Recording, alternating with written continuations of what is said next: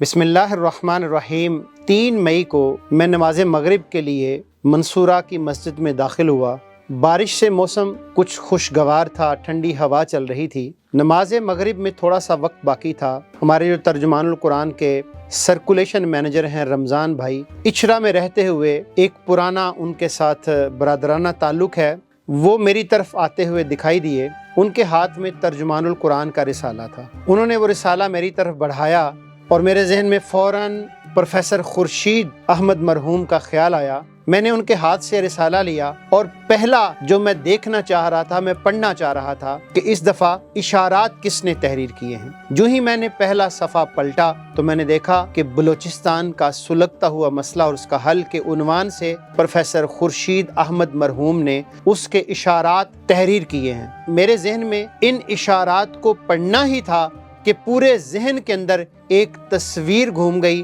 کہ یہ ترجمان القرآن وہ رسالہ ہے کہ جس کا آغاز 1932 کو مولانا سید ابو العلا مودودی علیہ رحمہ نے کیا، اور اس وقت اسی رسالے کے جو مدیر تھے وہ پروفیسر خورشید احمد صاحب تھے۔ اور ذمہ داری کا احساس، تحریک کے ساتھ کمٹمنٹ کا احساس، ایشوز کی اہمیت کو لینے کا احساس، جو کام آپ کے سپرد تحریک نے کیا ہے اس کام کو لینے کا احساس، جب میں نے ان اشارات کو مزید پڑھا تو بلوچستان کے مسئلے کو، اس کی نوعیت کو سمجھنے کے لیے یہ ایک مضمون ہی کافی اور شافی ہے۔ اور اس وقت بھی حکومت پاکستان، یہ جو خورشید صاحب نے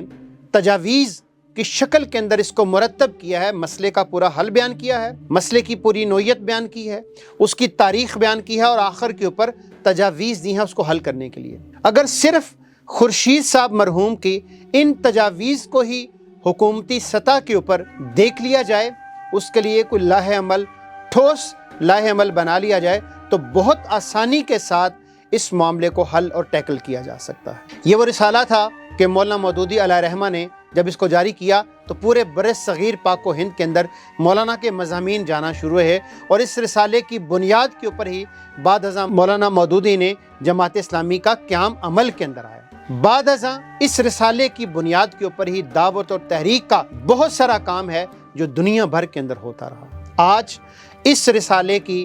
ذمہ داری ہمارے انتہائی محسن اور مربی پروفیسر سلیم منصور خالد صاحب کے نازک کندھوں کے اوپر آ چکی ہے۔ ہم ان کے لیے بھی دعا گو ہیں کہ اللہ تعالیٰ کی ذات ان کو اس ذمہ داری سے عہدہ برا ہونے کی ہمت اور توفیق عطا فرمائے، اور یقیناً یہ اللہ تعالیٰ کی توفیق، اللہ تعالیٰ کی ہمت اور اس کے فضل سے ہی انسان کر پاتا ہے،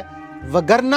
بظاہر کام مشکل لگتا ہے، لیکن اللہ تعالیٰ کی ہمت اور توفیق جب شامل حال ہو جاتی ہے تو انسان ان ذمہ داریوں سے عہدہ برا ہو جاتا ہے۔ میں دیکھ رہا ہوں کہ جس طریقے سے لبرلزم کی، سیکولرزم کی، سویلائزیشن کے اوپر پوری کی پوری وار ہے، اور جب میں پورا پڑھ رہا تھا سلیم منصور خالد صاحب نے خورشید صاحب کی یادوں کو جو قلم بند کیا ہے تو 3 چیزوں کی طرف انہوں نے بڑی خوبصورتی کے ساتھ اشارہ کیا ہے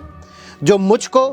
ہر نظریاتی کارکن کو پڑھنا چاہیے۔ خورشید صاحب نے مخاطب تو کیا سلیم منصور صاحب کو، لیکن مجھ سمیت ہر ایک کو مخاطب کیا کہ کوشش کریں علامہ اقبال کو پڑھیں، کوشش کریں قائد اعظم رحمہ اللہ علیہ کی جو تحریریں ہیں اور جو تقریریں ہیں ان کا مطالعہ کریں، اسی طرح مولانا مودودی کو پڑھیں تو پاکستان کی جو اٹھان ہے، پاکستان کی جو نظریاتی اساس اور بنیاد اور فکر ہے، اس کو سمجھنے کے لیے ان 3 افراد کو آپ کو پڑھنا لازماً اور ضروری ہے۔ میں یہ سمجھتا ہوں کہ آج کے اس دور کے اندر کہ جب ایک یلغار ہے، طوفان ہے انفارمیشن کا، جس کے نتیجے کے اندر لوگوں کو کنفیوز کیا جاتا ہے، آج کے نوجوان کو، آج کے تحریک اسلامی کے کارکن کو، آج کے اس نظریاتی محاذ کے اوپر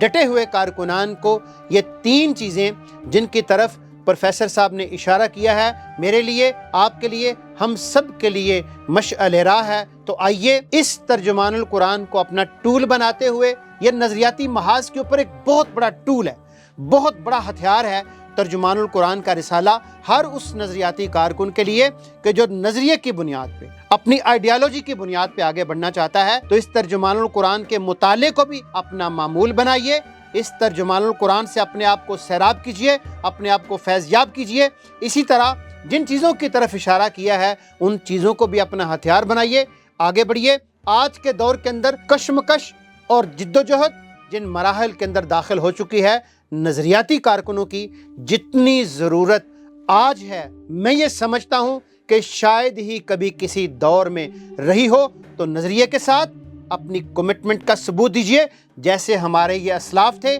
جیسے ہمارے یہ بزرگ تھے، جس طریقے سے انہوں نے تحریک کو، اسلام کو، نظریوں کے یہاں تک لے کے آئے ہیں۔ آج ضرورت اس بات کی ہے کہ آج کی جو نسل ہے وہ اس کو تھامے اور اس مشل کو لے کر آگے بڑھے، تاکہ آنے والے جو مراحل ہیں، آنے والے جو امکانات اور آنے والے جو چیلنجز ہیں ان سے عہدہ برا ہو سکے۔ تو میں آج پھر خورشید صاحب کو سلام عقیدت پیش کرتا ہوں، ٹریبیوٹ پیش کرتا ہوں۔ اللہ تعالیٰ کی ذات انہیں اپنے جوار رحمت میں جگہ عطا فرمائے، اور جو علم کی روشنی انہوں نے چھوڑی ہے اس علم کی روشنی کو، اس علم کے سفر کو، اس نظریے کو وہیں سے ہمیں آگے لے کر بڑھنے کی ہمت اور توفیق عطا فرمائے، اور اللہ تعالیٰ کی ذات ان کو کروٹ کروٹ جنت نصیب فرمائے۔ وآخر دعوانا ان الحمد للہ رب العالمین۔